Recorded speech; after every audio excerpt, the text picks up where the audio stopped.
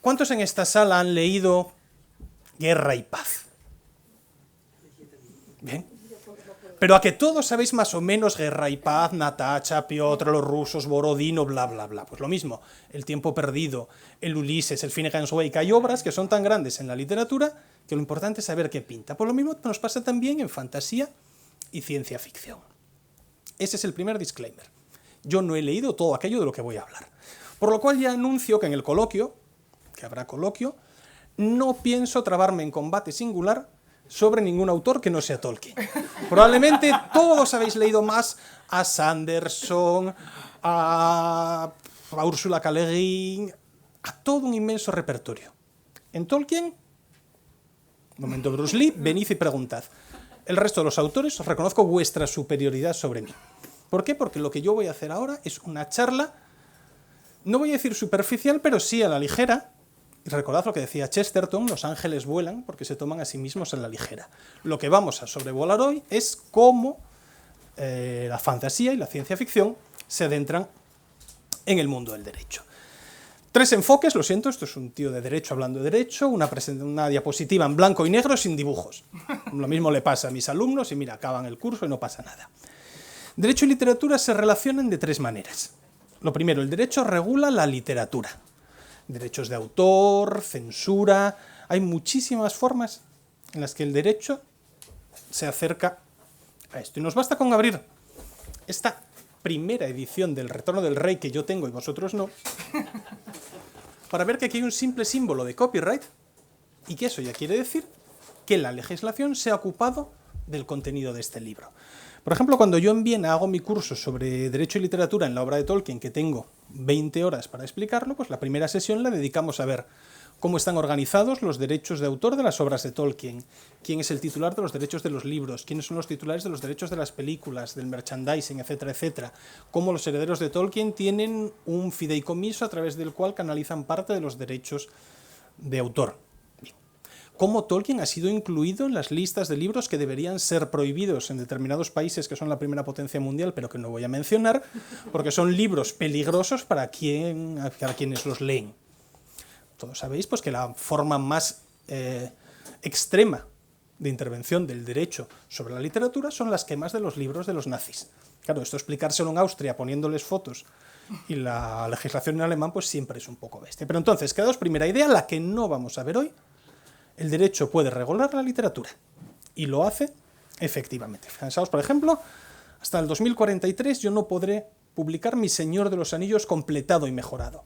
Pero en el 2043, cuando se hayan extinguido los derechos de autor, esto ya podrá ser vilipendiado. ¿Por qué creéis que hay ahora tantas ediciones de Jane Austen? Porque ya no hay que pagar derechos de autor. Fijaos que a medida que la gente va muriendo, sus obras llegan al dominio público y eso es porque el derecho lo ha hecho así.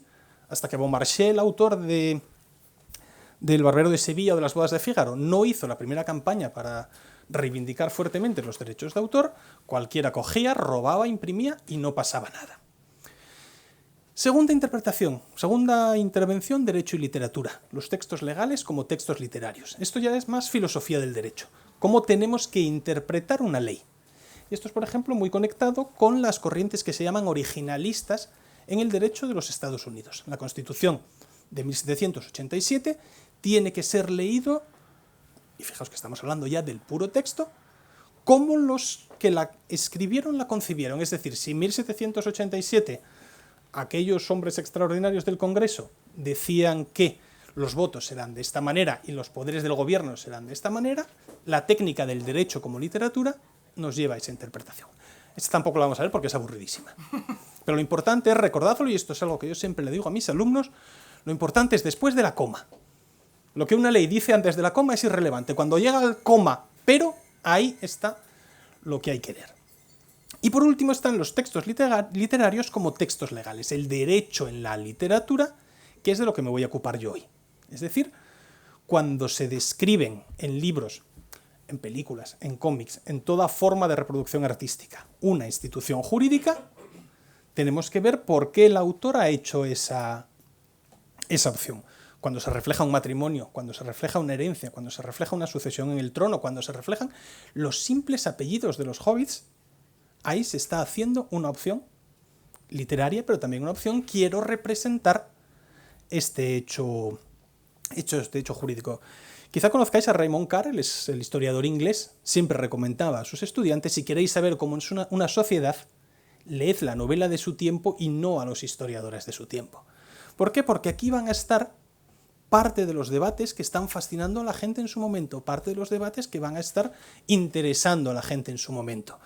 Fijaos que El Señor de los Anillos se acaba de escribir después de la Segunda Guerra Mundial. O sea, del 38 en adelante, pues hasta que se publica pasa más, pero las últimas líneas se están haciendo en el 45, en el 46, en el momento en que se están celebrando los juicios de Nuremberg. Un hombre como Tolkien es consciente de ello, un hombre como Tolkien es consciente de las decisiones que se tomaron militarmente que condujeron a la muerte de miles de personas. Pues, algo de eso vamos a encontrar en El Señor de los Anillos. El primero que pensó en literatura, el derecho como literatura, fue James Boyd White. Esta es parte de la necesaria bibliografía que toda charla sobre derecho tiene que incluir. Y, por cierto, al final de la presentación hay una bibliografía sobre más lecturas recomendadas. Boyd White, con The Legal Imagination, fue el primero que dijo: tenemos que esforzarnos en leer no solo para tener un estilo, sino para entender, como decía él, qué es lo que una comunidad de voces nos está diciendo a través de la literatura sobre la sociedad de su momento. Si la gente está denunciando, pues en los años 70, los problemas raciales, el divorcio, el aborto, la igualdad de la mujer, la literatura es el vehículo a través del cual podemos percibir cuál es la sensibilidad jurídica de su momento. En una rapidísima síntesis de lo que dice White. Enfrente de White, Posner. Yo creo que he discutido pocas veces tanto con un libro. O sea, Posner es fascinante y enfurecedor. Es un hombre tan encantado de conocerse que cada página no sabe si arrancarla o seguir leyendo y anotando. Es el autor jurídico más citado de la historia de los Estados Unidos. De hecho, hay un estudio en la Chicago Law Review que le calculan 48.000 citas. O sea, yo tengo 337 en Google Scholar y soy un tío feliz. Pues aquí el pavo este tiene 48.000 citas. Richard Posner es un gigante y aparte con una facilidad para escribir que saca libro por año, un gigante y que decidió entrar en el terreno del derecho y la literatura porque se nota que le encanta a discutir contra White. Y básicamente lo que viene a decir en este libro, que busca bronca, porque es que este libro busca bronca, hay capítulos enteros dedicados a criticar a otros autores por el nombre. No vamos a aprender nada sobre un sistema jurídico leyendo novelas pues, de John Grisham. El que haya estudiado derecho y no haya leído una novela de John Grisham, por favor que tire la primera piedra, porque todos somos culpables. Eso es una estupidez. Pero lo importante es el segundo párrafo. No hay que concentrarse miopemente en los aspectos superficiales de una obra literaria porque sean los que se ocupan del derecho. Es decir, tenemos que ir más allá de la novela de juicios, tenemos que ir más allá de las escasas novelas donde se describe algún tipo de contrato. Esto me serviría al Hobbit, por ejemplo, que tenemos el contrato entre Bilbo y Thorin y compañía. Tenemos que profundizar en lo que se nos está contando para ver qué problemas jurídicos se están suscitando ahí. Porque en el fondo no hay autores inocentes, sino que cuando tú cuentas algo, bueno, salvo si recordáis en Fan Hunter, aquel que le había escrito El Señor de los Anillos dictado por un pingüino, ¿no? Pues bien, una cita. ¿Nadie ha leído Fan Hunter aquí? ¡Ay, qué jóvenes sois todos, por Dios! ¿No? El español, perdónanos por esto. Bien, pues tenemos que buscar en las obras para ver si nos están hablando de derecho. No tenemos que quedarnos en la superficie, tenemos que profundizar y ver de qué nos van a hablar. Pues bien, esto es un esquema que desde el año 73 es súper clásico. Estudiar a Shakespeare, estudiar a Cervantes, estudiar el Cid, estudiar a Kafka, el mercader de Venecia. Es un contrato válido, la media libra de carne que Shylock se va a quedar con ella. Fijaos que la resolución del mercader de Venecia es cuando Porcia, ¿verdad? Sí. Es cuando Porcia, disfrazada de abogado, habla de la legalidad de ese contrato. Media libra de carne, pero nada de sangre. Aparte luego ya el discurso chungo de que qué exactamente de media libra de carne quiere cortar, pero no voy a entrar en eso, por lo menos hasta que lleguemos al coloquio. Fijaos como el mercader de Venecia, hay un análisis jurídico, hay un contrato de trabajo entre Sancho Panza y Don Quijote. Ese servicio al cambio del cual le va a pagar una ínsula. ¿Una ínsula es salario o es salario en especie? Fijaos que ya podemos irnos hacia el derecho del trabajo. Y de la misma manera, fijaos Kafka, el ante la ley, o todo Kafka en general cuando no está pasado de rosca por completo. Hay mucho jurídico ahí, pero otros motivos porque Kafka estudió derecho, fue funcionario del Fondo de Accidentes de Trabajo imperial y real de los buenos tiempos de cuando se bailaban valses, y o sea, Kafka en el fondo era un tío que trabajaba en derecho y luego, claro, a resultas de eso le salía lo que le salía, ¿verdad? ¿Qué he hecho yo? Pues coger lo que han hecho siempre los grandes maestros, los señores serios, y decir, pues yo voy a hacer esto con Tolkien. El autor que a mí me apasiona, el clásico del siglo XX, el autor del siglo que lo llamaba Tom Shippey. Vamos a ver qué pasa si yo utilizo esas herramientas conceptuales y las pongo en Tolkien. En esta charla no vamos a entrar en detalles del Señor de los Anillos porque puede matar a cualquiera. Soy perfectamente consciente de cuando me desencadeno en términos Tolkien, pues ya os digo, en Viena me salen 18 horas de clase con los mejores alumnos que yo haya podido tener en mi vida. Lo que nos vamos a pasear hoy es por la fantasía y la ciencia ficción, donde, insisto, todos habéis leído mucho más que yo. Porque yo soy un mal lector de fantasía, soy un mal lector de ciencia ficción, soy un mal lector en general. Porque soy incapaz de agotar un autor o leer lo que tengo que leer y pues leo de una forma absolutamente aleatoria. Así que entonces, ¿qué es lo que más me gustaría a mí? Que a medida que yo voy desarrollando mi caso general, vosotros digáis, pues en Sanderson pasa esto, en Orson Scott Card pasa esto, en Ursula K. Le Guin pasa esto que está comentando. Yo os voy a ofrecer la regla y vosotros buscad el caso concreto, buscad la especie dentro de lo que habéis leído vosotros. Aplicable, en mi caso, hoy a fantasía y ciencia ficción, pero esto es una metodología que sirve para cualquier pieza de literatura. Claro, ¿qué es fantasía? ¿Qué es ciencia ficción? Los que empezamos a leer en los 80, pues esto lo teníamos bastante confuso. En aquella época se decía que El Señor de los Anillos era ciencia. ¿Hay algún argentino en la sala?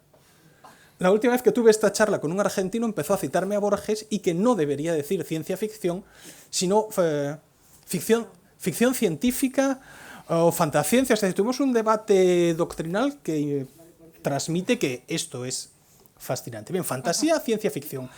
Y si habéis leído a Borges, pensad en qué casilla lo colocáis.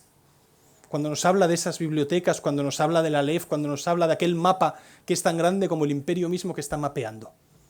¿Qué es fantasía? La fantasía es el reino peligroso. Ya vamos a empezar a plagiar a Tolkien sin problema. La imaginación. William Morris, que hacía unos muebles preciosos, pero que también fue uno de los grandes precursores de la literatura fantástica, pues la llamaba pseudo-medieval. Sí, y luego después tenemos a Fritz Leiber, espada y brujería, ¿no? Esos clásicos. Si pensamos en fantasía, miramos a nuestro alrededor y si no me equivoco, la estantería está allí atrás a la derecha, pues vamos a encontrar Juego de Tronos, Warhammer, Dragonlance, Terramar y todo lo que yo ya no he leído.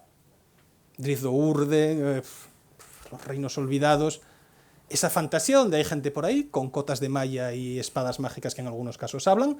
Un saludo a los fans de Michael Moorcock, que habéis perdido. Pero la fantasía nos cuenta algo. Esa frase de Edward James, ¿no? La fantasía para Tolkien era una manera de contar las cosas importantes de la vida que la novela realista no podría hacer. Después de la Segunda Guerra Mundial hay una explosión de literaturas que se apartan del canon. Fijaos que inmediatamente después de la Segunda Guerra Mundial tenemos Matadero 5, tenemos 1984, tenemos Rebelión en la Granja, tenemos la trilogía cósmica de C.S. Lewis, tenemos El Señor de los Anillos. Hay gente que está intentando contar dos guerras mundiales a través de una forma distinta. Si Proust abría el siglo XX de una manera preciosista, a ninguno de nosotros se nos ocurre que Proust pueda contar un mundo que ha pasado por campos de concentración, un mundo que ha pasado por el horror, por los bombardeos, por la guerra mecanizada. Y la fantasía está dando voz a eso. ¿Qué es la fantasía? Pues ahí lo digo, el reino de las cosas que no pueden suceder. En cambio, la ciencia ficción. La ciencia ficción, empiezo por la línea de abajo, es el reino de las cosas que podrían suceder. Submarinos, videoconferencias, inteligencia artificial, clonación, teleportación, espadas láser. Algún día puede que tengamos espadas láser. Puede suceder. Y como decía Judith Butler, la gran teórica del feminismo, aquí ciencia es tecnología. Sí, hasta que meter a Judith Butler en esto es provocador, pero yo he venido aquí a provocar, no he venido a una charla ordinaria. No hay novelas de ciencia ficción pues, sobre semiótica ficción o filología ficción. Tolkien como filología ficción nos daría para hablar, pero bien. En líneas generales, cuando hablamos de ciencia ficción, estamos pensando en mucho metal, muchas lucecitas brillantes y cosas que se mueven muy rápido por sitios distintos. 3 citas, yo soy de derecho, me encanta meter bibliografía. Hugo Gernsback, sabéis que los premios más famosos que hay de ciencia ficción pues llevan su nombre. Podríamos discutir también muchas horas sobre si era un cretino, un ladrón, el padre de la ciencia ficción o qué era este hombre, pero él, a través de aquel monopolio que tenía sobre las primeras revistas a partir de los años 20, Amazing Stories y todo ese género, pues fue el que creó esta idea. Un romance encantador mezclado con el hecho científico y visión profética. Romance no en el sentido de te quiero mucho, querida mía, sino romance en el sentido pues prisionero de Zenda, esa novela de aventuras que puede traer algo más. Farrah Mendelssohn, que es una de las personas que más ha reflexionado sobre la fantasía, opina que es menos un género que una discusión constante. ¿Alguien ha leído a Murakami Sputnik, mi amor? Donde uno de los personajes se ve a sí mismo. Caramba, ¿eso es fantasía? ¿Eso es ciencia ficción? Paul Auster, en la trilogía de Nueva York, estamos también enfrentados a cosas que suceden, que no pueden pasar. Darko Subin, que es con ese nombre que tiene de DJ o de jugador de baloncesto de la Cibona de Zagreb, pues ha definido la ciencia ficción como la literatura de la extrañez cognitiva. Pasan cosas que no entendemos, pasan cosas que no suceden en este momento. Cuando Julio Verne hace bajar, Julio Verde para algunos, hace bajar el primer submarino, antes de que lo haga Isaac Peral, está siendo profético. Está hablando de un barco que va por debajo del mar. Caramba, qué extraño. Bien, fantasía, ciencia ficción. ¿Cuándo nace la fantasía? Pues fijaos, todavía sobrevive en una de las viejas adivinanzas. Juan y Gilgamesh se fueron a bañar, Juan se ahogó, ¿quién quedó? Pues no, la respuesta no es Gilgamesh, sino Upznamith, como todos sabéis. Pero fijaos, Gilgamesh, que es la pieza de literatura más antigua que se conserva, y ahí tenemos ese dibujo demostrando que los gatitos caseros siempre han existido, aunque parece que está estrangulando un león. Gilgamesh, un tío que, por motivos jurídicos, todo el nudo de la historia de la canción de Gilgamesh es el ejercicio del derecho de pernada. Revisad lo que sabéis sobre literatura babilónica. Sus súbditos se enfadan con él y entonces le piden a los dioses que mande a alguien para que se pegue con él, un tío súper peludo, al que él contraataca mandando una prostituta sagrada del templo que le dice que se afeite, que se vista bien y que se vuelva un tío civilizado. Bien, en general no nos mandan archienemigos, luego los dos hacen aventuras, van debajo del mar. Es decir, la fantasía es vieja como la humanidad. O sea, la literatura no nació contando un adulterio en la Torres, sino que dijo, vamos a contar lo que está pasando más allá de aquella colina, donde hay seres tremendos de ojos enormes y dientes kilométricos. Y de la fantasía de Gilgamesh pasamos a la Odisea. La Odisea, esos trozos que son que Ulises le contaba a su mujer, sí, me tuvieron retenido tal, y lo que le contaba a los colegas, luego en el bar había una hechicera con unos ojos que nos hizo no sé qué, sirenas, cíclopes. Fijaos que en Homero, si Homero existió, recuérdame luego cuando hablemos de Butler, no de Judith. Beowulf, Kalevala, Mabinogion, Utopía en Tomás Moro, nos están hablando de cosas fantásticas. En el 19 coge carrerilla, empieza a generalizarse con el vampiro, la casa Usher, Dr. Jekyll y Mr. Hyde, Dorian Gray. Fijaos, Oscar Wilde, ¿habéis categorizado alguna vez a Oscar Wilde como autor fantástico? A pesar de que tiene un cuadro en el trastero que va evitando que envejezca, caray, podía tener yo ese cuadro y no gastarme una pasta en cremas, que parezco italiano, pero en fin, bien. Drácula. ¿Y Drácula en el fondo de qué habla? Del miedo de una sociedad a lo extranjero, a lo extraño. Drácula no nos habla de un tío que va por ahí mordiendo. Drácula nos habla de los temores del Imperio Británico en su apogeo a lo que puede venir de fuera y socavar su situación. Y después el Mago de Oz, Lord Dunsany y Robert Howard, y después llegan Lewis y Tolkien y lo cambian todo. Hay una vertedera de aguas y a partir de las Crónicas de Narnia, a partir de la trilogía cósmica, a partir del Señor de los Anillos, empieza a aparecer algo que se va a llamar el género fantástico. Porque cuando el Señor de los Anillos se publicó no era una novela fantástica, era una novela. Si uno lee las cartas de Tolkien se encuentra con que el gobierno británico estaba leyendo el Señor de los Anillos a finales de los años 50. ¿Y qué decía Tolkien? Mejor se compraban el libro en vez de cogerlo de la biblioteca de la Cámara de los Comunes. Y dices tú, macho, que eres un genio de la literatura, por favor no dejes esto por escrito. Y después mucho ha sido fantasía. Bueno, pues, Richard Strauss y Hugo von Hofmannsthal, si os gusta la ópera, pensad en Die Frau ohne Schatten, La mujer sin sombra, de Richard Strauss y von Hofmannsthal, donde el emperador ha capturado a una cierva que en realidad es la hija del rey de los infiernos. Ella se transforma en mujer, pero como no tiene sombra, es estéril y necesita que otra mujer le pase su sombra a poder tener hijos y que él no se transforme en piedra. Hombre, si esto es un argumento normal de ópera, en vez de el tenor quiere acostarse con la soprano, pero el bajo pretende impedirlo, pues fijaos que tenemos un elemento fantástico ahí, muy potente, con espadas, con dragones, etcétera, etcétera. ¿Qué es la fantasía? Pues este es un librazo del de Farah Mendelssohn, Las retóricas de la fantasía, que es de lectura obligatoria para todo el que quiera ahondar en ello. Hay 4 tipos de fantasía.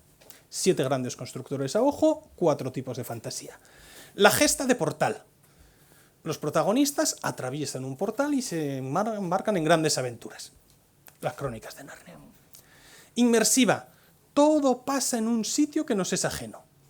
El Señor de los Anillos, desde nuestro punto de vista, pero fijaos que desde el punto de vista de los hobbits, el Señor de los Anillos es una gesta de portal. En el momento en que ellos cruzan la cerca del Bosque Viejo, están saliendo de su mundo y se van a otro mundo desconocido, en el que, por cierto, Tolkien también utiliza el derecho para categorizarlo y hacerlo extraño. Intrusión. Estamos en nuestro mundo normal y cosas raras vienen de fuera. Harry Potter. Sin ir más lejos. Hay un mundo normal y de repente hay pues toda esa magia. No he leído a Harry Potter, no voy a discutir Harry Potter. Gracias, esto es lo último que voy a decir sobre Harry Potter. Y luego la fantasía liminal. La fantasía liminal ya con ese nombre ya vemos que es pedante, ¿no? Porque alguien que utiliza el adjetivo liminal ya nos está diciendo yo soy más listo que tú. La fantasía liminal no sabemos si es fantasía o es verdad. Son cosas que están pasando pero que no estamos seguros de cuál es el elemento que lo sostiene. Si habéis leído la introducción a la literatura fantástica de Tsedan Todorov, que es el libro más pedante probablemente que yo haya leído en mi vida, esto es de lo insoportable, es de lo que trata. Pero fijaos un ejemplo sencillísimo. Los pájaros de Alfred Hitchcock. ¿Podéis explicarme qué hacen esos pájaros? ¿Por qué hacen eso los pájaros? No lo sabemos. En nuestra realidad está pasando algo extraño que no somos capaces de identificar. Si hay una inteligencia malvada con forma de papá gran pájaro al que todos debemos adorar, o si esto está pasando pues porque han comido grano en mal estado. Y eso sería la fantasía liminal. Y de hecho, el propio en el libro, en Hitchcock Truffaut, esas conversaciones maravillosas sobre cine que tienen, los dos lo discuten. No he querido explicar qué pasa en los pájaros. Manuscrito encontrado en Zaragoza, pues sería uno de los ejemplos de cómo se juega con esa fantasía. Que no sabes si hay fantasmas, que no sabes si están pasando cosas que no están pasando. La ciencia ficción tiene una madre fundadora. Mary Shelley, fijaos qué extraña paradoja ser hija de la primera feminista, de Mary Wollstonecraft, que tu padre sea un anarquista, William Godwin, y que te acaben conociendo por el nombre de tu marido, Percy Bysshe Shelley, que es probablemente el poeta clásico con más repercusión en el frikimundo. Pensad que Ozymandias, estoy seguro que muchos habéis leído Watchmen, es el nombre del más conocido soneto de Shelley, ¿no? Contempla mis obras y desespera. Maravilloso. Y no habéis leído Fan Hunter, pero Cels Piñol citaba a Shelley con una gran pues, habitualidad. ¿Por qué Mary Shelley inventa la ciencia ficción? ¿Por qué? A raíz de aquella apuesta en la Villa Diodati, yo he ido hasta la puerta de la Villa Diodati a venerar esa casa junto al lado de Ginebra, vamos a escribir una historia que asuste mucho. Y ella concibe a un científico en la Universidad de Ingolstadt que intentando hacer cosas pues consigue que un cuerpo muerto se reanime. Es decir, esa ciencia original, esa electricidad de principios del siglo XIX, recordad que Volta acaba de descubrirla hace nada, ya empieza a dar ese paso. A través de la tecnología podemos hacer cosas. Después vienen pues Jules Verne, fijaos, uno de los pocos autores que tienen el privilegio de que su nombre sea traducido. Julio Verne. Nadie dice Ernesto Hemingway. Nadie dice Carlos Marx, bueno, sí, en Gijón, sí, en la calle. Pero en fin, Julio Verne, H.G. Wells, nos hablan de submarinos, nos hablan de naves. Y fijaos Wells, que ya no es un autor neutral ideológicamente como Verne, sino que es un autor comprometido con el socialismo fabiano, empieza a hablar, por ejemplo, de En la Guerra de los Mundos, de ese enfoque colonial. Porque la Guerra de los Mundos no es que los marcianos lleguen y se coman a Inglaterra, sino que es el reflejo de lo que está haciendo Inglaterra, pues por ejemplo, con sociedades como los zulúes.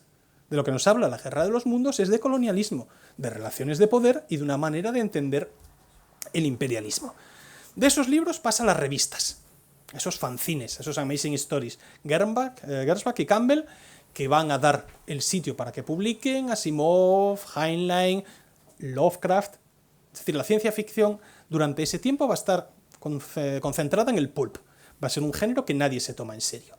Va a empezar a cambiar pues con la New Wave. En los años 70 empieza a haber un cambio radical, y cuando llegue Star Wars y lleguemos al siglo XXI, la ciencia ficción se va a desmadrar por completo, va a recoger numerosísimas categorías que ya no están presentes en la ciencia ficción clásica, y se van a empezar a abordar otros temas de forma muy diferentes de: hola, somos los guerreros que bajamos de una nave espacial brillante, vamos a colonizar este mundo. Que sí, que siempre hubo gente que planteó otros temas.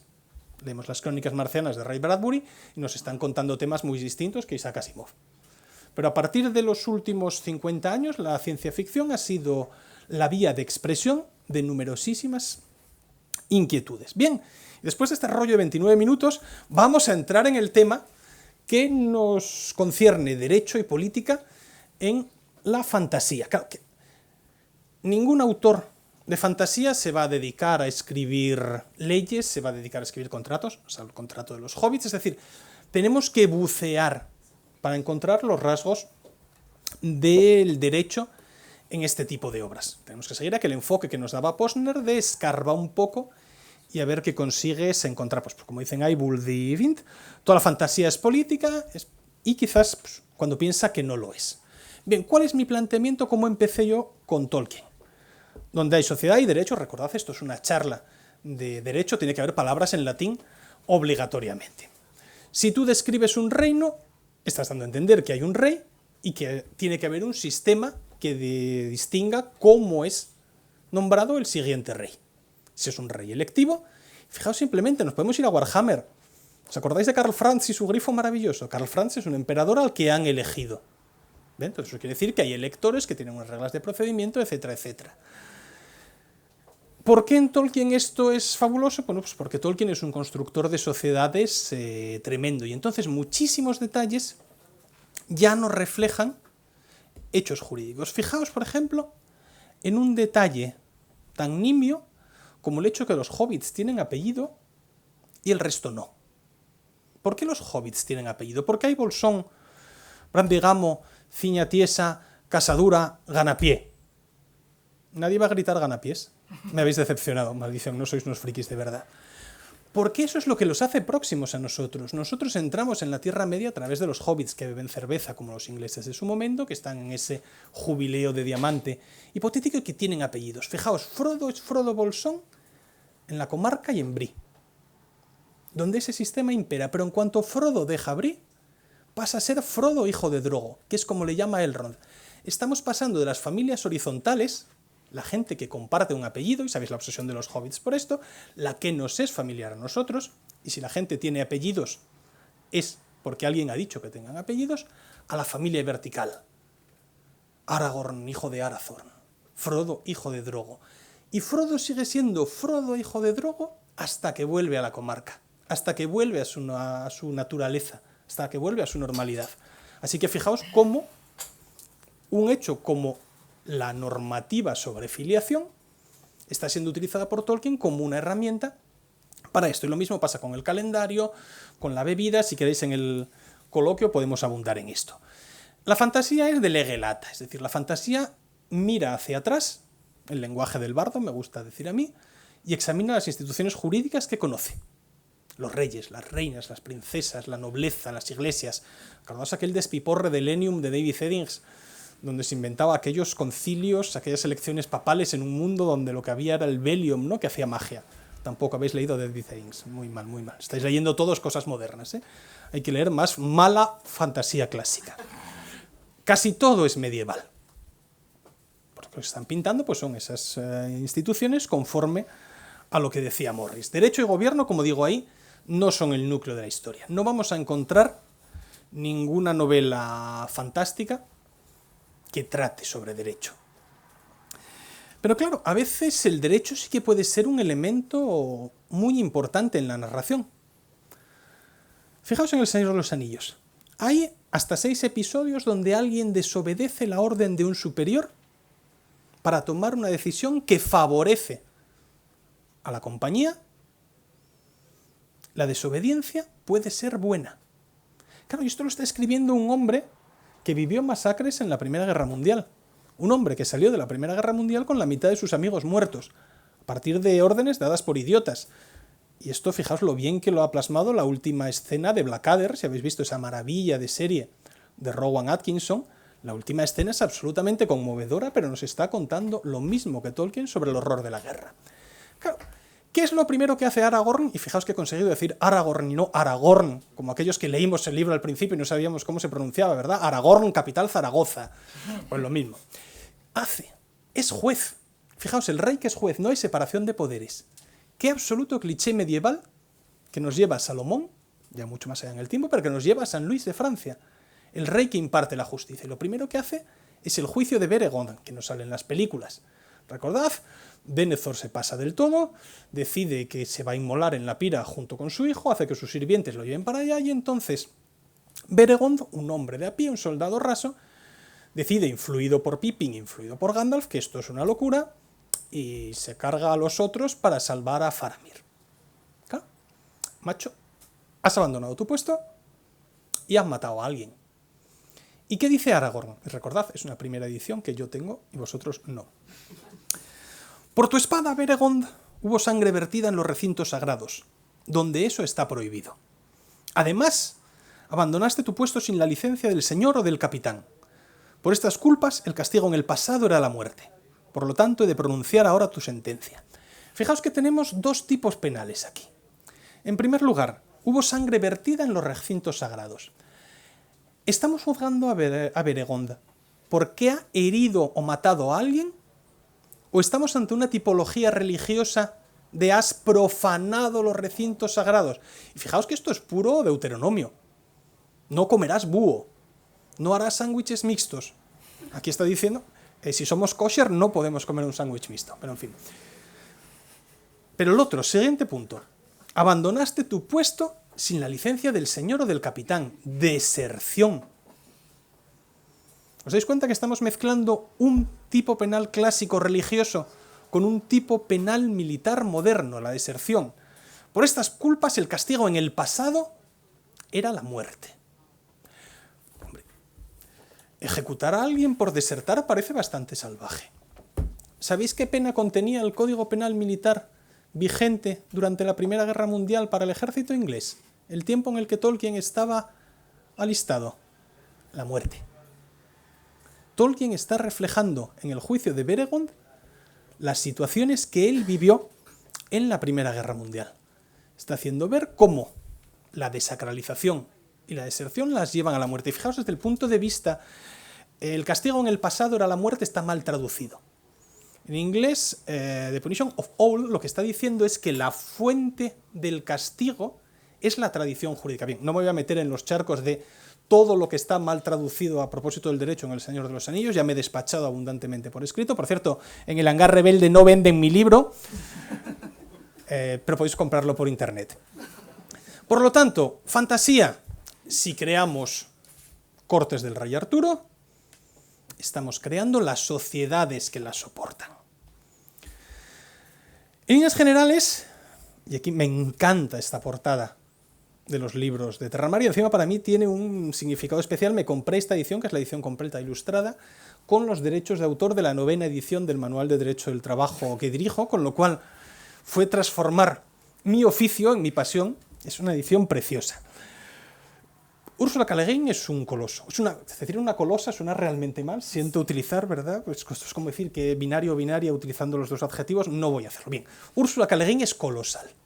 Desde mi punto de vista, es la autora que puede sentarse junto a Tolkien y hablar de tú a tú. Michael Moorcock, tú no puedes hacerlo. En muchas de sus obras, nadie se va a sentir provocado, nadie va a desafiar, por Dios. ¿Qué aparece? Pues como digo ahí, la reproducción de la ideología dominante frente al desafío a la norma social, ¿no? En mucha de la novela fantástica pues vemos el personaje marginal que se opone a lo que hay. Fijaos, incluso se me ocurrió ayer en el Alsa, supongo que debe ser el mareo que traía por las curvas de Mondoñedo, el personaje de Tanis en las crónicas de la Dragonlance, el hijo de una doncella elfa violada por un guerrero humano. Esto es puro siglo XX. La violación como arma de guerra y las consecuencias que hay para los hijos que han nacido de esa cuestión. Pensad en el avance del Ejército Rojo sobre Alemania en el año 45, pensad todo lo que ha pasado en las guerras poscoloniales en África. Fijaos cómo Tanis es el personaje que surge de ese desafío. Tú eres un bastardo, tú eres hijo de una violación, tú no estás integrado en la sociedad, y como Tanis es al final el que redime toda esta historia. No pensé en mi vida que iba a volver a hablar de Tanis, el semielfo, pero he conseguido hacerlo. Bien, la fantasía provoca, pero fijaos la frase interesante de Catherine Butler. Todo lo que yo he podido ir diciendo es la fantasía del siglo XX. Pero clase, raza y autoridad ya no podemos tomárnoslo tan a la ligera en la sociedad mucho más heterogénea del siglo XXI. La fantasía del siglo XXI ya no es la fantasía del siglo XX, son otras voces de fantasía, otras voces de ciencia ficción. En la bibliografía del final os haré sugerencias donde hay catálogos muy interesantes sobre obras, por ejemplo, sobre la fantasía africana, la fantasía, llamémosla musulmana, que tienen enfoques muy distintos a todo lo que hemos visto hasta ahora. La fantasía, en conclusión de esta parte, mira hacia atrás, nos describe una historia. En cambio, la ciencia ficción, y fijaos que ya estoy poniendo una película, no un libro, porque la fantasía y la ciencia ficción han roto los cánones de la expresión artística. Un cómic hoy en día es una forma de expresión artística que cuando hace 100 y pico años apareció Crazy Cat nadie habría tomado en serio. Cuando estaba el Yellow Kid eran otras cosas, pero hoy en día... Buenas tardes, señor, ¿cómo está usted? Star Wars también habla de derecho, también habla de política, pero habla, siguiente latinajo, habla de lege ferenda, habla de cómo podría ser la ley. La ciencia ficción mira hacia adelante, hace profecías como Cassandra, a las que no hacemos caso, profecías acertadas o profecías que se equivocan. Fijaos cómo Julio Verne en su tecnología acertaba. ¿Qué pasa con el derecho? Pues el derecho en la ciencia ficción tiene un denominador común. El derecho es siempre una herramienta de opresión. El derecho se nos pinta siempre como el arma de los poderosos a través de los cuales esas sociedades gobernantes están sometiendo a esta cuestión. Claro, el derecho entendido, y aquí ya me voy a poner a citar a Max Weber, faltaría más, como el monopolio de la violencia sobre un Estado. El derecho no es otra cosa. ¿Quién tiene el derecho único a castigar a los otros? ¿Quién puede ejercer la violencia? Eso es Weber, eso es clásico como yo solo, pero sigue vivo. No voy a decir lo que iba a decir, que va a quedar muy incorrecto. Bien, entonces, a través del derecho, tanto Dar Verde como todo tipo de tiranos, incluyendo, fijaos en Fundación, el Imperio Normal, o ahora la dinastía esta genética, que es lo único que me ha gustado de toda la serie de Fundación, me ha parecido un hallazgo brillante, lo de los cleones, todos dominan a través. Reproducen estructuras, y es lo que Joanna Russ, no sé cómo se pronuncia, llamaban los Intergalactic Suburbia. ¿Os acordáis de los Fantásticos? Reproducían una familia americana en el futuro, con el robot que hacía las tareas de casa. Incluso el propio Ray Bradbury, cuando nos describe en Crónicas Marcianas cómo se está haciendo la colonización, y Bradbury es un tío al que hay que tomar muy en serio, papá, mamá, niños, comida, jardín. Bradbury tiene un cuento precioso, no sé si lo habéis leído, el del día del fin del mundo, en que la pareja protagonista sabe que el mundo se va a acabar, no le dicen nada a los niños, están oyendo el grifo gotear desde la cama, entonces acaba con la... Me parece un cuento precioso, no tiene nada que ver con esto, pero de verdad, leedlo, me parece de lo mejor que ha escrito Bradbury. Bien, mucha de la ciencia ficción no se esfuerza en innovar. No vamos a encontrar cosas diferentes, vamos a encontrar imperios, repúblicas, parlamentos, salvo una cierta reacción. Y ahí veis un par de autores que hablan de que el cyberpunk que decíamos en los 80, no voy a ponerme a decir cyberpunk, porque sería el equivalente a decir Spider-Man, cuando yo siempre dije el hombre araña, pues que estos movimientos nacen como una reacción frente al liberalismo de mercado de Reagan y Thatcher. Si esa literatura aparece en ese momento, con una reproducción de sociedades degeneradas, corruptas y violentas, es porque se está reaccionando al mundo del final de la Guerra Fría. Por cierto, fijaos, papá y la niña. ¿Cómo la eligen a ella senadora? ¿Por qué es princesa? ¿Quién votaba en el Senado? Bien, algo de eso hay. ¿Cuáles son los grandes clásicos? La idea del imperio. Por favor, una saga de ciencia ficción que no tenga un emperador es que es algo que está de baratillo. El título imperial ha sobrevivido mucho más allá del primero al que aclamaron con un campo de batalla como Imperator. Imperios buenos, imperios malos, imperios de muchas raleas. El imperio en fundación no es necesariamente malo. Después sí, pero fue en el principio un intento de unificar la galaxia. Bien, el imperio en Star Wars es malo, directamente. Como veis hay utopías críticas y también historias alternativas. Fahrenheit 451, ¿de qué nos habla? Del control del Estado. Joder, gente que tiene pantallas en casa que los tienen atontados. Solo falta decir que tienen vídeos de gatitos, ¿no? Entonces ya habría sido absolutamente profético. Y fijaos de cómo el Estado, a través de los Firemen, fijaos la pena cómo se pierde en la traducción el juego de Bradbury, porque si los llamas bomberos, un bombero solo apaga el fuego. Pero Fireman es a la vez en inglés el bombero y el hombre del fuego.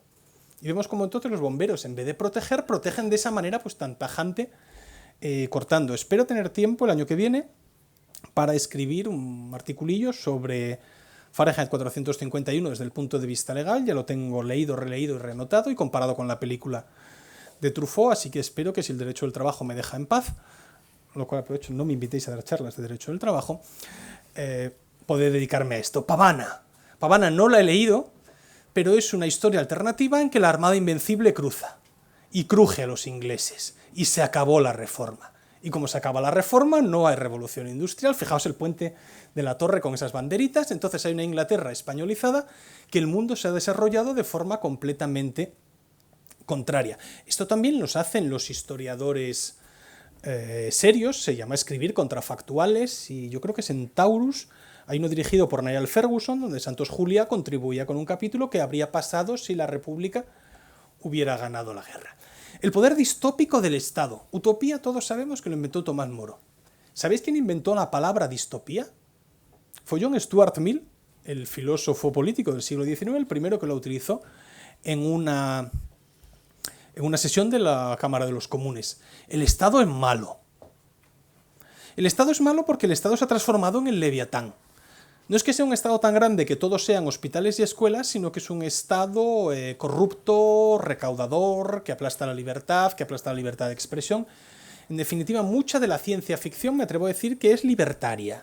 Libertaria por los dos lados, libertaria por aquí, libertaria por allá, y no me voy a pronunciar más sobre política. Pero en líneas generales a la ciencia ficción no le suele gustar el Estado porque en el fondo eso sería aburrido.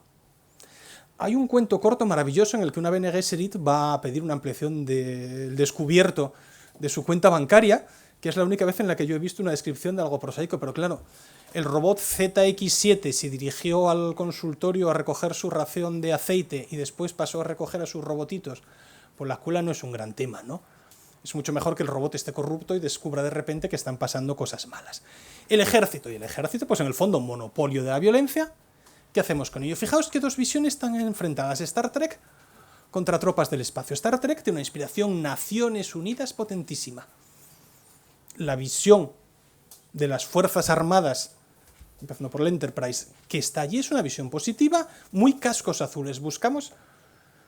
¿Os acordáis de Mazinger? La canción Siempre lucha por la paz. Érase una vez el espacio. Otro mismo, no la voy a cantar porque luego quedaría grabado y sería el final de mi carrera, pero si reflexionáis sobre la canción de Érase una vez el espacio, también hablaba de la paz se conquista zumbando a los que hay fuera. Y frente a ese modelo idealista, y si esto os ha despertado la curiosidad, buscad la historia sobre la persona que está detrás del nacimiento de Star Trek y cómo todo esto que os estoy contando no es verdad, tenemos a Heinlein con Starship Troopers. El problema de Heinlein es que uno nunca sabe si tomárselo en serio o pensar que está denunciando algo. Starship Troopers, solo si has pasado por el ejército puedes ser un ciudadano. ¡Pah! ¡Muere marciano! ¿Ya? No podías llegar al Senado de Roma sin haber pasado por el ejército. Pero claro, esa idea de que solo la violencia ampara a la ciudadanía, solo aquel que ha matado puede ser llamado a gobernar la sociedad, es un punto que también nos habla de una forma preocupante. Y por último, el miedo a las corporaciones. Bueno, después de la boda de Venecia de la semana pasada, yo creo que nada puede superarlo. Esto borradlo, por favor, para que luego no me detecte el algoritmo. Nada puede superar ya el miedo de las corporaciones. O sea, en algo tan apolítico y tan, seamos sinceros, tan guionísticamente cutre como en La amenaza fantasma. Recordad que estamos hablando de, Dios mío, ¿cómo se llama? La cofradía de comercio, que boicotean al planeta Nabo. Un nombre muy desafortunado, por cierto. Dune hablaré después. Comstar en Battletech. Fijaos, en Blade Runner sueñan los androides con ovejas eléctricas, como están ahí haciendo experimentos genéticos sin contárselos a nadie. Tienen a alguien tan maravillosamente guapa como era Xing Yao en Blade Runner. Anda, pero si es un roboce. ¿Qué es esto? Fijaos cómo la corporación suele corromper al Estado, suele dominar al Estado, suele tener sus ejércitos privados. Esto da miedo. Sobre todo cuando estamos viendo, pues hay un tío que lanza cohetes al espacio, así porque es tan rico que puede permitirse jugar a ser Tony Stark o Lex Luthor, yo ya no sé cuál de ellos. Dune, yo soy un tío que dice Dune. O sea, prefiero ser ejecutado antes de decir Dune. ¿Por qué? Porque yo leí un libro, ese mismo, o sea, ese no, porque ese es el que venden en todo colección, pero en esa edición, Dune, los otros no me los leí. Ni siquiera Dios empapelador de paredes de Dune, que parece que es un éxito absoluto del fanfiction, pero bien, ¿no? Dune, no sé, ¿de qué nos habla? Dune puede ser la primera novela de ciencia ficción de contenido ecológico. Porque si pensamos en Arrakis, estamos hablando de desierto, estamos hablando de agua, estamos hablando de reaprovechamiento de recursos, y estamos hablando de la existencia de un recurso que solo existe en un sitio y que sostiene la civilización. ¿Cómo se llama eso que tienen nuestros teléfonos dentro, por el cual hay guerras en África para asegurar el suministro? ¡Anda! Herbert, que igual nos estabas contando algo que no podíamos concebir. ¿Qué es Dune? ¿Es un neofeudalismo? El duque Leto, el barón Harkonnen, las Bene Gesserit, que es una monja loca, los otros tíos que hacen esta cuestión, el Padishah. Tenía una alumna turca en Viena que cuando hablaba de Dune insistía en señalarme que pronuncio mal Padishah, porque el Padishah, recordad, el Padishah Shaddam IV, es el título del emperador otomano. La traducción al castellano de Padishah, al fin he conseguido decirlo bien, es sultán. Son turcos, son feudales, no, pero lo que nos están hablando al final es de que el emperador es una autoridad nominal cuyo poder solo llega hasta donde llegan los Ardaukar, y que hay centros de poder difusos, y eso es lo que es técnicamente el feudalismo. El feudalismo no son señoritos con un caballo y un castillo, sino que el feudalismo, desde el punto de vista de la historia del derecho, quiere decir quién puede producir leyes. La yihad butleriana. No construirás una máquina a semejanza de la mente humana. Yo cuando la Thermomix empieza a conectarse ya a internet empiezo a desconfiar. Pero ese es el punto de vista que sostiene Dune. Vamos a destruir las máquinas. Y yo, como el Copilot siga saboteándome, voy a acabar destruyéndolo a Copilot, a ChatGPT y a todo lo imaginable. Butleriana. ¿Por qué butleriana? Butler es un autor inglés de finales del siglo XIX que escribió pues, sobre un ludismo moderno, sobre esa descripción, y retomo lo que dije antes de Homero. Butler fue el hombre que propuso que Homero nunca existió y que en realidad era una mujer. Pues en homenaje a él, Frank Herbert hace esta yihad. Fijaos, yihad, ese término absolutamente islámico, con Butler. ¿Cómo aparece el derecho en Dune? Pues como paratexto. En notas a pie, en los fragmentos de Irulan al principio de cada capítulo, no leemos necesariamente lo que dice ahí, sino en toda esa estructura absolutamente embriagadora que pone Herbert de, fijaos, hay documentos donde se habla de todo esto. Probablemente solo Jonathan Strange y el señor Norrell han superado a Herbert en notas a pie de páginas falsas. Yo reconozco, son los sueños de mi vida meter notas a pie falsas en mis trabajos de derecho del trabajo, pero como me van a acabar pillando, pues no voy a hacerlo. Es verdad que me da igual. Los límites de la inteligencia artificial. Pues el límite más obvio es esta porquería de transparencia que le dije al diseñador de PowerPoint: ponme estas 3 fotos. Y me ha hecho esta caca. Ha cortado el nombre de Wells, la portada de Eddie, que está destruida, y menos mal que tenemos spares enteras. Es decir, la inteligencia artificial, pues la de Windows por lo menos, la Microsoft funciona, tampoco voy a decir Microsoft, lo siento, funcionan bastante mal. ¿De qué nos hablan? Cosas. Bioética. Y cuando decimos bioética, en el fondo decimos bioderecho, porque si algo es malo o bueno, nos da igual, lo que nos importa es que algo esté prohibido y castigado o no. Los cyborgs, tampoco voy a decir cyborg, lo siento, y los clones. Spurs es otra novela que no he leído, pero en la que se habla de un mundo donde los ricos se permiten tener clones que tienen almacenados para cuando necesitan un trasplante, ya tienen otra versión suya que es absolutamente compatible con su hígado, con su riñón, con su vejiga, etcétera, etcétera. Fijaos que Asperges también es un juego de palabra entre repuestos y lo que sobra. Es ético, y fijaos que en este momento ya estamos discutiendo sobre el implante de órganos de animales en series, la oveja Dolly. Todo el que haya estudiado Derecho, además recordarlo, la exceptio Dolly, que ya tenían los romanos, que no tenía nada que ver con la oveja. Vámonos a las sueñan los androides con ovejas eléctricas, vamos a Blade Runner, y aquí metemos el mundo del trabajo. Fijaos que los replicantes hacen los trabajos que los seres humanos no quieren. Tachas esto, y empiezas a reflexionar, como hacía Nora Álvarez Costa hoy por la mañana, sobre el norte y sur global, y lo de que una civilización encarga a otros los trabajos que no quieren. Igual ya no estamos hablando de robots, sino que estamos planteando problemas de inmigración y de desafíos sociales. Pero si nos quedamos en los robots, ¿hasta qué momento un replicante es objeto de derechos y no sujeto de derechos? Ellos son perfectamente sintientes, y sobre todo en el libro. En el libro hay un tomate sexual importante, y de hecho las replicantes utilizan su encanto sexual para seducir a los incautos humanos. Son mentes ya tan avanzadas que les hacen indistinguibles de un hombre. ¿Cómo tiene que tratarlos el derecho? Apagarlos es matar, retirarlos. Fijaos qué hermoso eufemismo. Es los mismos que utilizan las plataformas Globo, Uber Eats, etcétera, etcétera. Nunca despiden a alguien, desconectan su cuenta. Joder, macho, eso es lo que hace Descartes cuando le pega un tiro a un replicante. Fijaos que todo es neolengua.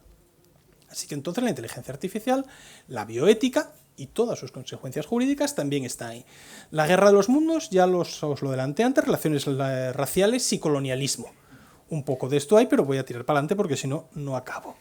Enfoque de género. Estando yo en una mesa presidida por la profesora García Torres, yo no puedo dejar de hablar del enfoque de género en la ciencia ficción. Si queréis ver el enfoque de género en la fantasía, vais a aquella estantería de ahí atrás, buscáis un libro que dice San Juan, no el de Patmos, sino un ilustrador, fantasía ilustrada, y veréis una señora en bikini con una espada. Súper práctico. O sea, lo de la fantasía y el enfoque de género ha sido siempre: hola, soy Red Sonja, prepárate a morir mientras me estás mirando donde no deberías mirar. La fantasía es escrita por hombres. Pero el momento en que las mujeres, a partir de los años 50, empiezan a escribir sobre todo ciencia ficción, ahí tenemos a Verónica Hollinger, no es que simplemente hay una mujer protagonista, sino que hay temas que se identifican con el interés de las mujeres. Y, por ejemplo, en los años 50 hay una ciencia ficción escrita por mujeres que es fuertemente antinuclear. En el pleno momento de la Guerra Fría, en el gran momento de la carrera armamentística después pues, de las pruebas de la bomba de neutrones, recordad la bomba más capitalista que había, ya hay una toma de posición. Las autoras son mucho más antinucleares que los hombres a esta cuestión. Joanna Russ, de Female Man y la guerra de los sexos, ya hay un enfrentamiento entre sociedades. The Female Man es la historia de 4 mujeres que están en 4 mundos distintos con circunstancias distintas. La Tierra normal, un mundo donde las mujeres mataron a los hombres y aprendieron a reproducirse, etcétera, etcétera. No os voy a hacer spoiler. Es una ciencia ficción feminista combativa, por eso hablo ahí de la guerra de los sexos, ¿no? Un exterminio del otro. Y en cambio en Eleanor Arnason, que escribió ese Rings of Wars, otra vez Heinlein, lo siento, te voy a utilizar otra vez como el malo. Si encuentras a un marciano, ¿qué haces? En Heinlein lo matas, directamente, no dudas. En Eleanor Arnason se insiste mucho en la diplomacia, incluso en el intercambio sexual entre distintas razas. Son 2 puntos de vista muy distintos sobre cómo el ejercicio del poder, de la violencia, del derecho, tiene que abordarse. Esto ya es clásico. Herland, Charlotte Perkins Gilman, 1915, me encanta la traducción al castellano, matriarcadia. La otra traducción que propusieron también era Dellas, sí, Dellas es más Herland, pero matriarcadia me parece hermosísimo, un mundo donde los hombres pues han desaparecido, las mujeres se reproducen por partenogénesis, son capaces de flup, y aquí aparece otra señora como si fueran una ameba cualquiera. Iba a meterme en un charco tan grande, pero no voy a meterme en ese charco tan grande. En el fondo el argumento no es original. Si os gusta la zarzuela, Gigantes y Cabezudos, ya hay un coro, perdón, hay una escena donde si las mujeres mandasen no habría más guerras. la misma zarzuela que contiene el coro de repatriados de la guerra de Cuba, pues ya tiene la doctrina de Herland, donde en ese mundo entre mujeres no hay guerras, sino que viven todos pues, en amor y compañía. En Joanna Rush, en cambio, en The Female Man, para que una mujer llegue al poder tiene que adaptar los comportamientos de un hombre, que es un razonamiento super Margaret Thatcher, por otra parte. Herland es esa primera utopía feminista. La luna es una cruel amante desde el punto de vista del derecho. Es muy original porque es la única novela de ciencia ficción mainstream donde se introduce un modelo familiar distinto. Un hombre se casa con una mujer, que se puede casar con otro hombre, que se puede casar con otra mujer, que se puede casar con otro hombre, pero todos en fila. Nada de una orgía desordenada, sino que cada uno sabe que si mira a los lados pueden tener un cónyuge, solo dos, y por cierto es el mismo número de esposas que permite el código de familia marroquí, y de esa cuestión. Pero no hay sitio para el matrimonio homosexual, ni hay sitio para un matrimonio que incluya a más de 3 personas. Y luego, por supuesto, está la mano izquierda en la oscuridad. La mano izquierda en la oscuridad pues, ha sido objeto de muchas críticas por la crítica literaria feminista más línea dura, pero la mano izquierda en la oscuridad contiene esa frase memorable de la historia de la ciencia ficción. El rey estaba embarazado en ese planeta donde, en función de su deseo, del Kenmer, de las circunstancias, los habitantes de ese planeta son hombres o mujeres. Eligen, la biología les condiciona, algunos personajes son siempre hombres, algunos personajes son siempre mujeres, otros cambian.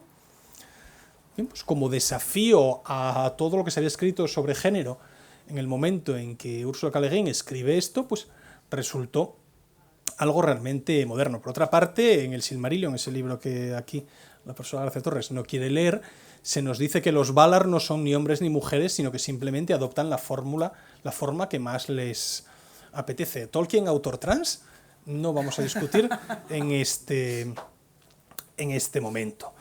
Los marcianos, ya os lo he dicho, la perspectiva alienígena, no nos están hablando de seres verdes, nos están hablando de colonizadores frente a colonizados, del colonialismo ecológico.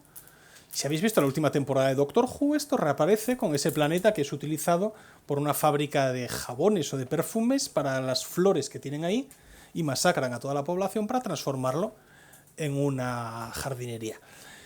La perspectiva alienígena nos habla de miedos. Del miedo a lo desconocido, del miedo al otro. Los invasores que solo se les reconoce por el dedo, ¿son comunistas? ¿Son homosexuales? Pensad esto en pleno macarcismo. Desconfía del que parece que es como tú. ¿Cuál es la posición del Estado frente al otro? Y de eso es de lo que nos habla la perspectiva alienígena. Tenemos que pararlos, tenemos que exterminarlos, tenemos que devolverlos a su país. Estoy pareciéndome cada vez más a Marine Le Pen, voy a detener aquí mi conversación, pero fijaos que nos está hablando de problemas que están encima de la mesa. Que porque sea verde y tenga 3 ojos, igual lo que me está contando es otra historia. Por supuesto, el problema racial. Ahí tenéis Way in the Middle of the Earth de Ray Bradbury. Otra vez, se nota que estoy muy fan de Bradbury últimamente. El gobierno de los Estados Unidos pacta con los marcianos que toda la población negra se va a ir a Marte. Y el punto de vista del narrador es el del racista del sur, cuya vida ha quedado carente de sentido. Porque ya no tiene quien le sirva, ya no tiene quien maltratar, ya no tiene empleados. Fijaos cómo está desafiando con una historia de este tipo, se van todos a Marte, las mismísimas estructuras de esta cuestión. Fijaos que Ray Bradbury era en su momento un autor súper progresista y que muchos de sus relatos están publicados en Playboy. Siento dejar encima de la mesa esta extraña paradoja sobre Hugh Hefner como un adalid del progresismo en los años 60, fin de la nota al pie. Hombre, si esto es una escuela laboralista, y ya estoy terminando, de verdad no hablaré más de 10 minutos, y es hora de hablar del trabajo del futuro. ¿Cómo se representa el trabajo en el futuro mal? La verdad es que en general a los autores de ciencia ficción no les interesa hablar de contratos de trabajo, no les interesa hablar de sindicatos, sino que les interesa hablar de otras cosas. Fijaos en Regreso al futuro, cómo ya tenemos el Teams abierto, o el Zoom, peor todavía, no sabría decir, o el Google Meet, y a Michael J. Fox, Marty McFly, lo despiden por videoconferencia. ¡Zas! Hay sentencias sobre el despido por WhatsApp.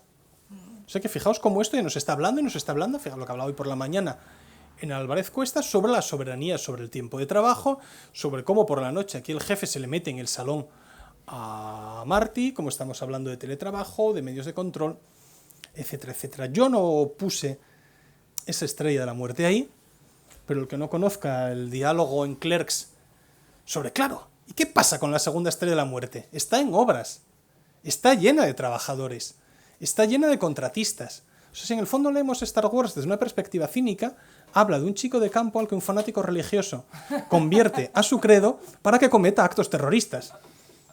Y vuelve el principal proyecto de inversión del gobierno que está lleno de trabajadores asalariados. La siniestralidad laboral. La siniestralidad laboral. O sea, en algo de ese tamaño es el accidente de trabajo más colosal de la historia. Has borrado del mapa a millones de trabajadores, a millones de empresas, a sus representantes, los trabajadores que estaban allí. Presunta, por si había alguno sin dar de alta. ¿Sabes? O sea, imagínate luego tramitar todas las pensiones de viudedad, de orfandad, en fin. Un desastre en términos laborales espectacular. Bien, esto es tomarlo en coña, pero llevo diciendo robots, o roboces, por aquello que es un chiste privado que algunos de los presentes entienden. ¿Cuándo no aparece la palabra robot? ¿Cuál es la primera? Oh, superpista. Robot es una palabra que viene del checo y que significa siervo. Cuando Karel Čapek en 1919 publica Robots Universales Rosum, que es una obra de teatro, es por primera vez cuando esas cosas de metal que hablan raro son llamadas robots. Robots como esclavos. Fueron creados por los seres humanos para que trabajaran para ellos y se ocuparan de las tareas a las que ellos no querían dedicarse. ¿Qué pasa? Que la cosa les sale mal y la humanidad desaparece. Son los robots los que se quedan a vivir. Toma, spoiler para los que queráis leer RUR, Robots Universales Rosum. Pero fijaos cómo el trabajo es la fuente de una nueva civilización y se aleja bastante de los estándares de trabajo decente de los que se han estado hablando en la escuela de verano por las mañanas durante este tiempo. Yo os invito a que penséis, y termino ya, en tres obras que aparecen casi contemporáneamente. En 1984, en Hoja de Nigel, y en... Dios mío, ¿cómo se llama esto en castellano? Esa fuerza horrible, o como se llama, el tercer libro de la trilogía cósmica de C.S. Lewis. Las dos nos están hablando del miedo a un estado totalitario. O sea, en 1984 no tengo ni que explicároslo. Y fijaos el éxito de Orwell. Todo el mundo entiende que Rebelión en la Granja no trata sobre animales que hablan, no es el Pato Donald. Orwell en Rebelión en la Granja está contando otra cosa. Porque nadie ve que Tolkien está contando otra cosa que unos señores de este tamaño con pies peludos van por ahí caminando. Nos está mandando un mensaje sobre lo mismo. Fijaos, totalitarismo, vigilancia, neolengua, políticas internacionales muy agresivas. En Hoja de Nigel, que en el fondo nos parece la obra de un tío que procrastina hasta la muerte dibujando su cuadrito, se nos habla de expropiación, se nos habla de racionalización de recursos, se nos habla de eutanasia. Fijaos el último diálogo entre Tompkins y Perkins, cuando dice tendríamos que haberle lanzado por el túnel antes. Lo que estamos hablando es del control del Estado sobre la vida de sus ciudadanos. Y recordad que en este momento en Suecia, en una sociedad tan civilizada como esa, se estaban poniendo en práctica eugenesias garantizadas por el Estado para esterilizar directamente a personas discapacitadas. Y lo mismo al final de la trilogía cósmica, Lewis nos habla de eso, con un horror a la sociología notable, de cómo a través de un pacto con el mal el gobierno pues arrasa la tranquila vida de Inglaterra, que solo se salvan pues porque consiguen encontrar al mago Merlín. Estas son estas cosas que tenía Lewis, que lo mismo te saca Papá Noel que el mago Merlín, que unos faunos, metido en un pozo para que lo cambie. Pero de lo que está hablando Lewis en esta novela es del miedo al sistema. Y fijaos que esto es un miedo muy Segunda Guerra Mundial, post-Segunda Guerra Mundial. La Segunda Guerra Mundial ha puesto el Estado Leviatán, la guerra total. Siento citar a Joseph Goebbels, pero es lo que estamos viendo en la Segunda Guerra Mundial. Y el ciudadano educado, individuo, que ha vivido en una sociedad que funcionaba, se asusta, y nadie puede decir que ninguno de estos tres hombres sean particularmente necios, se asustan frente a lo que podría venir. Un hombre conservador como Tolkien, un hombre de ideas más extrañas como Lewis, un hombre que escribió Homenaje a Cataluña como George Orwell. Así que en definitiva, y esa es mi gran teoría, la que quiero compartir con vosotros, la fantasía y la ciencia ficción son los medios a través de los cuales el siglo XX ha encontrado la forma de expresión de sus miedos ante lo que puede ser el Estado, el derecho y el poder. Si queréis leer sobre ciencia ficción, sobre literatura y sobre lo que otros han escrito y los que yo he robado vergonzosamente para componer esta presentación, pues os recomiendo estos 3 libros, los Cambridge Companion de la ciencia ficción y de la literatura fantástica. Fijaos, Cambridge hace un companion sobre esto ya es lo más gafapasta que uno puede soñar, no es un fanzine. Y después el otro, el de Latham, es una recopilación de muchos autores, algunos insoportables, otros tremendamente pedantes, otros muy entretenidos, pero que sirve para tener un panorama sobre lo que se ha escrito a propósito de la ciencia ficción, que si uno tuviera que ponerse a buscarlo uno por uno, sería insoportable. Yo me he divertido muchísimo en esta hora 8 minutos y 43 segundos, espero que al menos vosotros durante 8 minutos lo hayáis pasado bien. Con eso, querida profesora García Torres, renuevo mi agradecimiento a la Escuela de Verano Laboralista Anita Sirgo, a Comisiones Obreras de Asturias por esta invitación y al gentil público que ha aceptado no ir a la playa tal día como hoy para estar metidos en el Hangar Rebelde, gracias Hangar Rebelde, en esta charla de hoy. Muchas gracias.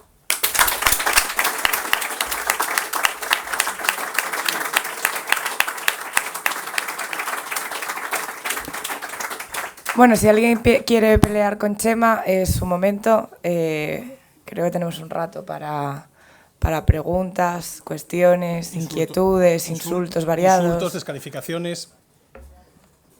Uf. No, porque este momento es peligroso. Alguien preguntar dónde está el baño. Y eso es el síntoma de que una conferencia ha fracasado. Se han quedado muertos. Sí. Me pasa en clase también, ¿no? ¿No? No. ¿Nadie se ha sentido provocado? ¿Ni insultado? No somos nada. Y menos usted, ¿no? Uf, yo lo de los resoplos es peor que cuando acabas de explicar la representatividad. Me encanta ese tema. Un poco complicado. Nadie dijo que fuera fácil. Lo fácil lleva al lado oscuro. Más fácil, más sencillo es, pero más poderoso no.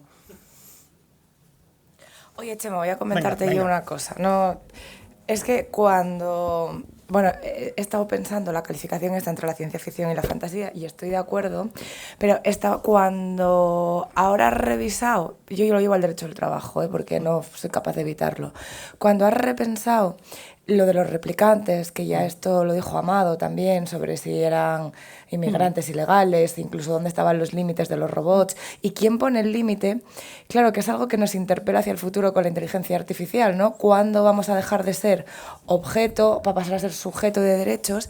Hay un libro que a mí me ha revuelto las tripas muchísimo, vomité cuando terminé de leerlo, que se llama Cadáver exquisito, ¿te suena? Me suenan los cadáveres exquisitos de los surrealistas cuando escribían una frase cada uno, doblaban No, el papel. pues y Cadáver se... exquisito plantea, yo creo que es, claro, no sé si es ciencia ficción o no, tú me dirás, porque si puede pasar o no puede pasar, una sociedad en la que la carne para el consumo humano se contamina y ya no se puede volver a consumir carne. Entonces, la solución que dan los gobiernos, todos los gobiernos internacionales, una decisión global, es que a partir de entonces va a haber cría humana para el consumo.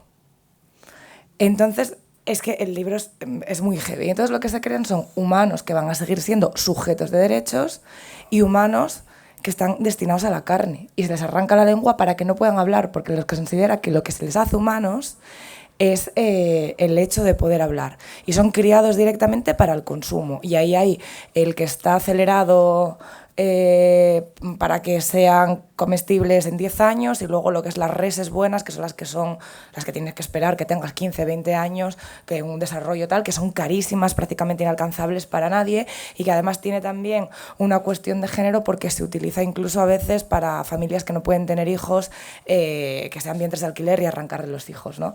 Perfecto. Perfecto. Gracias por tu pregunta. Me alegra que me haga esta pregunta porque me permite, yo siempre digo que el coloquio es el momento en que un autor puede desmelenarse por completo y mostrar lo pedante que es.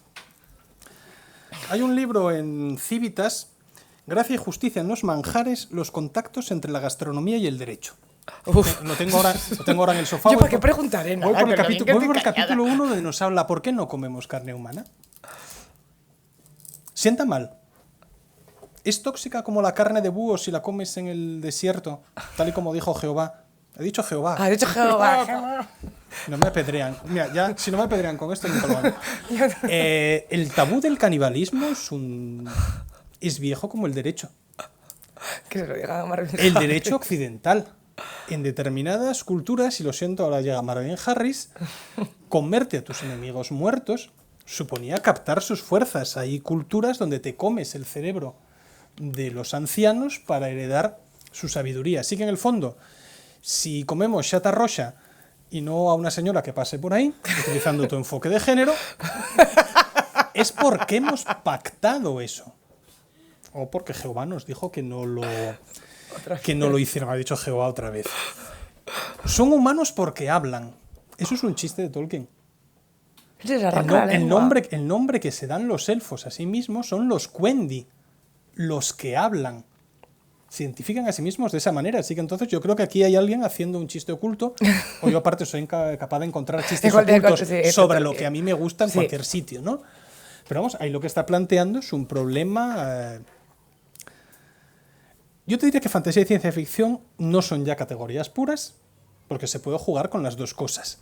¿Puede suceder que toda la carne del mundo se contamine? Bueno, pasamos por las vacas locas, ¿no?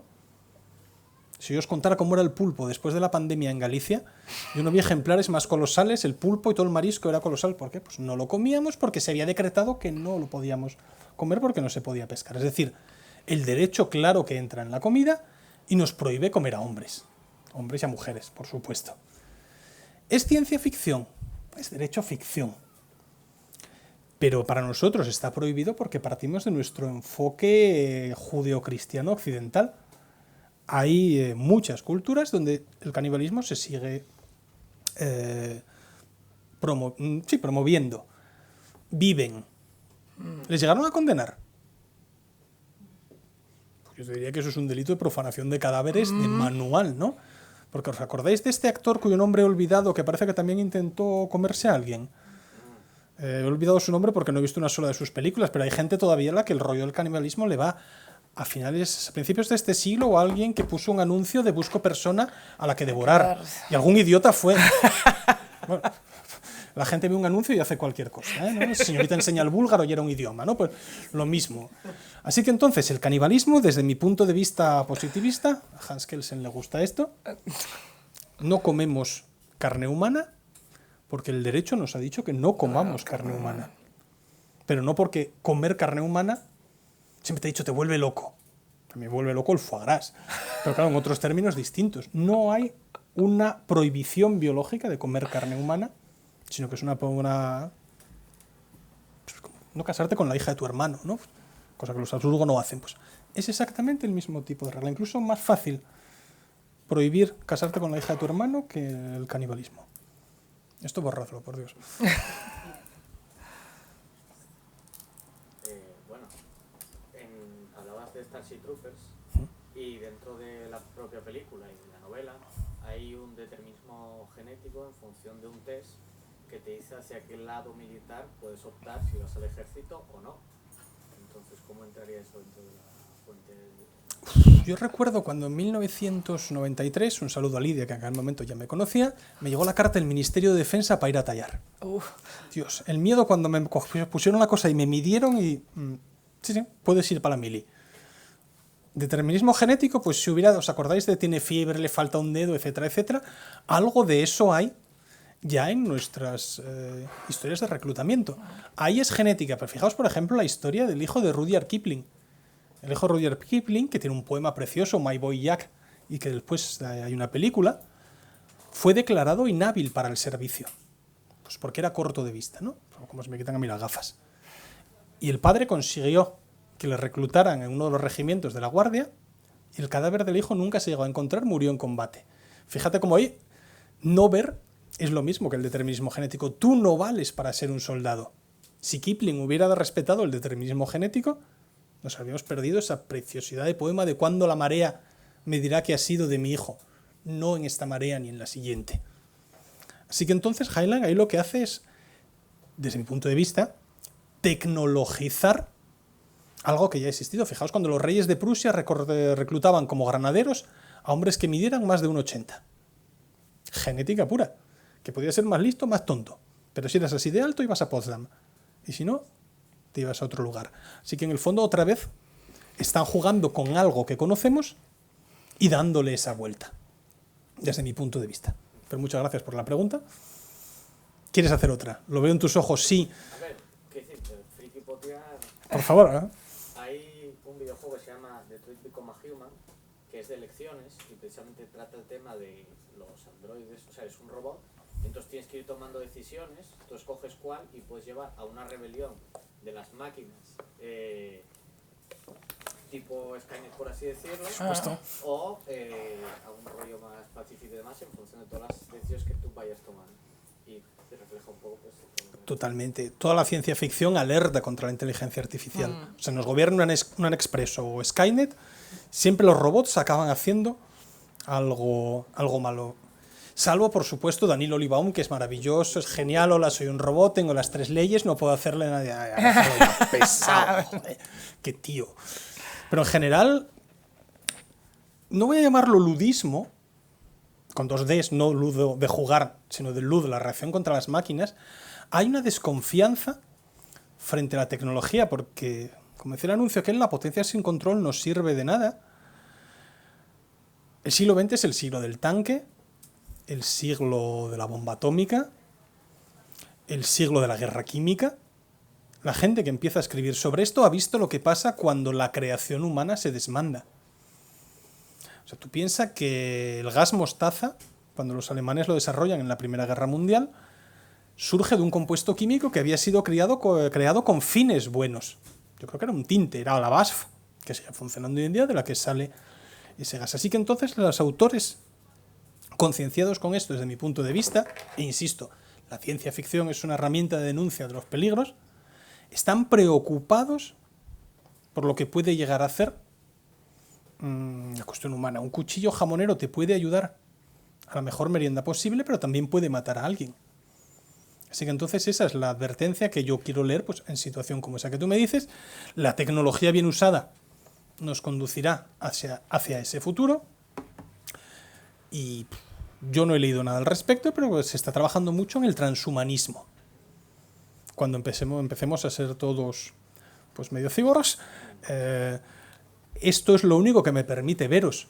Si yo estuviera dando esta charla sin gafas, sería como hay unas manchas de colores ahí enfrente, pero vamos, a Pedro no lo reconozco desde aquí sin gafas. Y sin embargo, este prodigio de la técnica, recordad el chiste que hay en El nombre de la rosa, cuando Guillermo de Baskerville saca las gafas, Oculus ad vetro, es lo que me permite hacer esto. Claro, esto puesto en el rifle de Lee Harvey Oswald permite que el presidente Kennedy pues, nos deje y la guerra de Vietnam tome una alternativa distinta, salvo que tú creas en el tirador solitario detrás de Abraham Zapruder, pero eso no vamos a desarrollarlo hoy, sino que podríamos hacerlo en la siguiente charla. Pues, elección hacia el bien o hacia el mal. En la literatura suele ser hacia el mal. ¿Por qué? Porque el bien es... Esto va a ser terrible. Los legales buenos son aburridos. Hola, soy el virtuoso paladín. Entrégale todo ese dinero que has robado a esta pobre viuda y a este huérfano a los que yo cuidaré. Si os dais cuenta, en la ciencia ficción, cuando todo funciona bien, es que está podrido. Voy a poneros el ejemplo más inusitado, Demolition Man. Demolition Man es una obra infravalorada. O sea, sale Nigel Hawthorne, un tío que hizo La locura del rey Jorge, que hizo Sin Ministro. Pero es la mejor película de Stallone. Vale, podríamos discutir mucho sobre Rocky. Pero hay un humor ahí extraordinario, rudo. Y claro, todo es una sociedad perfecta, donde cuando echas un cagamento, pi, multa. Lo que nos está hablando es de control societario, control de las costumbres, restricción de la libertad. Porque por algún oscuro motivo, cuando en la ciencia ficción el Estado ya ha cubierto todo, y acordaos de ese plano de Borges, que el plano era tan grande como el imperio, suele ser para estaros todos callados. Y en la fantasía también. Shrek. ¿Os acordáis de Duloc? Duloc es un gran lugar donde todo se hace bien. Fijaos en la Lego película. Will Ferrell tiene todo el Lego pegado con pegamento para que nada se mueva de su sitio. O O sea, hasta ahí hay un mensaje de el excesivo control por parte del aparato del Estado siempre engendra el mal. Y por eso nadie cuenta una historia donde todo va bien. Parece que todo va bien hasta que se rompe y descubres que hay marginados, ocultos, rebeldes, contestatarios, y volvemos a la transparencia que tenía antes, el que desafía el modelo social. Por eso las cosas nunca suelen ir bien. Yo estoy intentando pensar algo de ciencia ficción donde todo sea bonito y no se me ocurre nada. Quizás si los Daleks hubieran conseguido gobernar la galaxia, pues todo sería mucho más ordenado, pero nadie quiere que nos gobierne un cubo de basura que tiene un desatascador. Como marca la ciencia ficción, por naturaleza, es pesimista. La fantasía no. La fantasía, y me voy a poner dogmático, lo dijo Tolkien en Sobre los cuentos de hadas, la fantasía tiene 3 finalidades: la evasión, la recuperación y el consuelo. La fantasía que le estudiaba, la fantasía que le escribía es la evasión. Nos vamos del mundo en el que estamos, pero nos vamos no como desertores, sino nos vamos como el prisionero que tiene el deber de escapar. Cuando leemos El Señor de los Anillos estamos intentando irnos de la vulgar realidad donde me han puesto una multa porque aparqué mal, donde mi vecino de despacho es un perro asqueroso que acaba de plagiar mi paper y lo ha publicado con su nombre. La recuperación, la fantasía nos ayuda a recuperar la idea de que si somos buenos, honestos, trabajadores, luchamos juntos, podemos arreglar las cosas. Y de eso trata El Señor de los Anillos. Lo que voy a decir es súper incorrecto. Giorgia Meloni no ha entendido nada del Señor de los Anillos. El Señor de los Anillos habla de seres diferentes, de culturas diferentes, que solo trabajando juntos consiguen derrotar al mal. O al menos esa es la lectura que yo hago del Señor de los Anillos. Evasión, recuperación y consuelo. Chiste de Diego Tarrocet, ¿está Consuelo o no está enmoquetado? No. Consuelo, está bien que los buenos ganen alguna vez, ¿vale? Que con un genocidio como volar la estrella de la muerte, podríamos discutir si El Señor de los Anillos acaba bien o no. Acaba bien para unos, acaba mal para otros, pero pensad que el precio de la Guerra del Anillo es la pérdida de los elfos, es la pérdida de la belleza, es la llegada del hombre, que le llegan a Frodo si El Señor de los Anillos acaba bien. O sea, acaba muy bien para Aragorn, recordemos, Aragorn, capital Zaragoza. Pero para otros personajes, hay mucha gente normal que muere en El Señor de los Anillos. Ese típico reproche de, solo muere Boromir. Eso lo buscaba. Aparte, si pones a Sean Bean, sabes que va a morir, ¿no? Tolkien ya sabía que Boromir iba a ser Sean Bean. Si uno coge la lista de bajas en la batalla de los campos del Pelennor, se queda frita toda la escolta de Theoden. Theoden muere en el campo de batalla. Hálvara, del primo de Aragorn, se queda allí. ¿Por qué? Porque Tolkien está pensando en la Primera Guerra Mundial, en sus amigos muriendo, en los oficiales muriendo, dando ejemplo. En la Primera Guerra Mundial, Raymond Asquith, el hijo del primer ministro inglés, de Henry Asquith, se quedó en el campo de batalla, saliendo el primero de la trinchera al frente con sus soldados, sabiendo que lo iban a ametrallar. Pues de la misma manera gloriosa, entre comillas para los que estén escuchando el podcast, encuentran la muerte todas estas personas. Que sí, que los hobbits se ríen, que son ricos, etcétera, etcétera. Podríamos hablar de la corrupción de los hobbits también durante una hora, pero no vamos a hacerlo en esta escuela de verano, puede que lo hagamos en la siguiente. Pero en el fondo eso, la fantasía quiere decirnos, al final va a acabar bien. Luego está Elric, que dice, pues mira, no va a acabar bien, no, esto ni por asomo. Pero ese intento de escape, recuperación y consuelo, por lo menos en El Señor de los Anillos sí que está. En el Silmarillion no, Porque el Silmarillion, vamos, es el típico meme de elfos en la tercera edad con jardineras, elfos en la primera edad ahí bebiendo sangre. Pues, deberías leer el Silmarillion.